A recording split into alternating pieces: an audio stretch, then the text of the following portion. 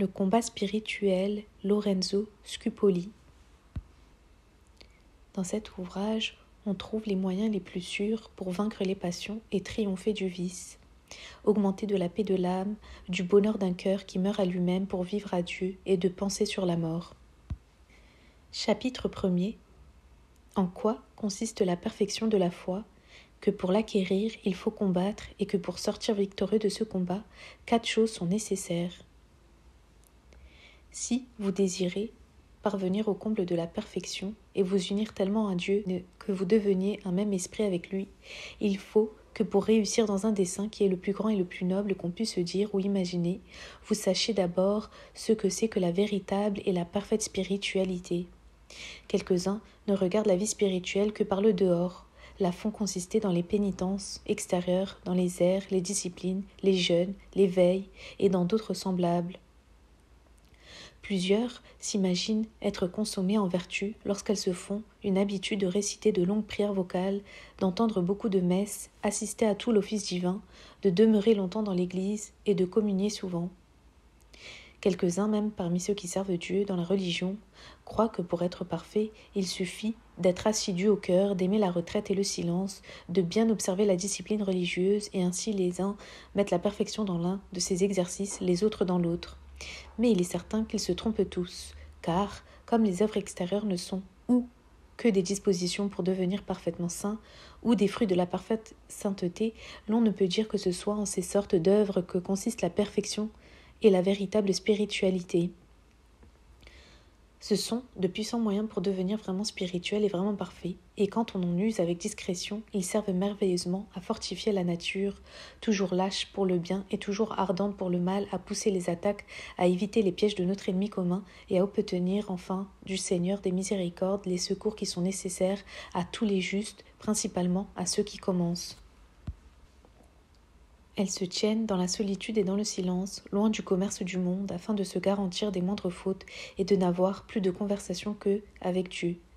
Elles s'occupent aux bonnes œuvres et au service divin. Elles vaquent à la prière, elles méditent sur la vie et sur la passion du Sauveur, non par un esprit de curiosité, ni parce qu'elles y trouvent quelque goût sensible, mais par le désir de mieux connaître d'un côté les miséricordes divines et de l'autre leur ingratitude, de s'exciter de plus en plus à aimer Dieu. Il arrive, le contraire à des gens grossiers et imparfaits qui mettent leur dévotion dans les œuvres extérieures, car souvent elles sont cause de leur perte et leur nuisent beaucoup plus que des péchés manifestes. Non de soi, elles ne soient bonnes, mais parce qu'ils en font un mauvais usage. Ils s'y attachent de telle sorte que, négligeant de veiller sur les mouvements de leur cœur, ils lui donnent toute liberté. Ils le laissent suivre son penchant et l'exposent aux tromperies du démon. Alors cet esprit trompeur, voyant qu'ils s'écartent du droit chemin, non seulement les invite à continuer avec plaisir leur exercice accoutumé, mais leur remplit l'imagination des vaines idées des délices du paradis, où ils croient être déjà parmi les anges et jouir de la vue de Dieu.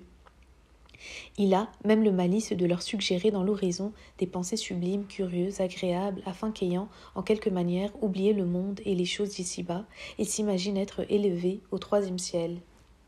Mais, pour peu de réflexion que l'on fasse sur leur conduite, on voit leur égarement et combien ils sont éloignés de cette haute perfection que nous recherchons.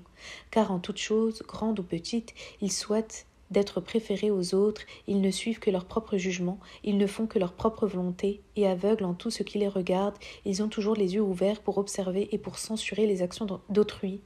Que si on donne la moindre atteinte à cette vaine réputation où ils croient être dans le monde et dont ils sont très jaloux, si on leur commande de quitter certaines pratiques de dévotion à quoi ils sont habitués, ils se troublent et s'inquiètent étrangement. Si Dieu même, voulant leur apprendre à se connaître et leur montrer le vrai chemin de la perfection, leur envoie des adversités, des maladies, des persécutions cruelles qui sont les épreuves les plus certaines de la fidélité de ses serviteurs et qui n'arrivent jamais sans son ordre ou sans sa permission, on voit alors leur intérieur gâté, jusque dans le fond, par l'orgueil dont il est rempli. De là vient qu'ils sont toujours en un danger évident de périr, car, regardant avec des yeux obscurcis par l'amour-propre et eux-mêmes et leur action extérieure, qui de soi sont bonnes, ils viennent à s'enorgueillir, à se croire fort avancés dans la voie de Dieu, à condamner le prochain, et souvent l'orgueil les aveugle jusqu'à un tel point qu'il faut une grâce toute extraordinaire du ciel pour les convertir. Aussi, l'expérience nous fait-elle voir qu'il y a beaucoup moins de peine à ramener un pécheur déclaré qu'un pécheur qui se déguise et se cache volontairement à lui-même sous le voile de la vertu. Vous comprenez bien maintenant que la vie spirituelle ne consiste pas en toutes ces choses dont nous venons de parler, si l'on ne les considère que par le dehors. Elle consiste proprement à connaître la bonté et la grandeur infinie de Dieu,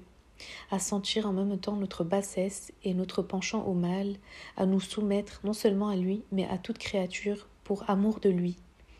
à renoncer entièrement à notre propre volonté afin de suivre la sienne, et surtout à faire ces choses pour la seule gloire de son nom, sans autre dessein que de lui plaire, par la raison seule qu'il veut et qu'il mérite que ses créatures l'aiment et le servent. Mais songez que comme il n'est point de plus rude guerre que celle-ci, puisqu'en combattant contre soi-même, on est combattu par soi-même, il n'est point aussi de victoire ni plus agréable à Dieu, ni plus glorieuse au vainqueur, car quiconque a le courage de mortifier ses passions, de dompter ses appétits, de réprimer jusqu'au moindre mouvement de sa propre volonté, il fait une œuvre d'un plus grand mérite devant Dieu, que si, sans cela, il se déchirait le corps par des disciplines sanglantes ou qu'il jeûnât plus austèrement que les anciens solitaires ou que même il convertit plusieurs milliers de pécheurs. Maintenant donc que vous savez ce qu'est la perfection de la foi et qu'afin d'y parvenir, il faut se résoudre à une guerre continuelle contre vous-même. Maintenant que vous savez ce qu'est la perfection de la foi et qu'afin d'y parvenir, il faut se résoudre à une guerre continuelle contre vous-même, commencez par vous munir de 4 choses dont il est impossible que vous sortiez victorieux de ce combat spirituel. Ces 4 choses sont la défiance de vous-même, la confiance en Dieu, le bon usage des puissances de votre corps et de votre âme, et l'exercice de la prière. Nous en parlerons avec la grâce de Dieu d'une manière claire et succincte dans les chapitres suivants.